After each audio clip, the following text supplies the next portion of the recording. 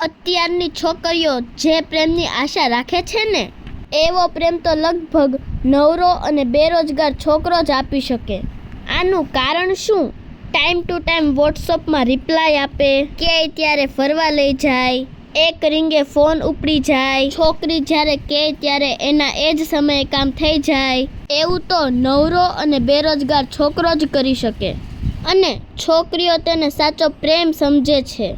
બાકી જે ધંધે કે નોકરીએ જતો હોય અને જ્યારે પેલી છોકરી ફોન કરે ત્યારે ન ઉપાડતો હોય, વોટ્સઅપમાં રિપ્લાય ન આપતો હોય, કેમ કે ત્યારે તેની પાસે સમય ના હોય. આ એક વ્યવસ્થિત ઘરની કહાની છે. વ્યવસ્થિત છોકરો હોય ને, તેને ક્યારેય રિપ્લાય આપવાનો સમય મળતો નથી.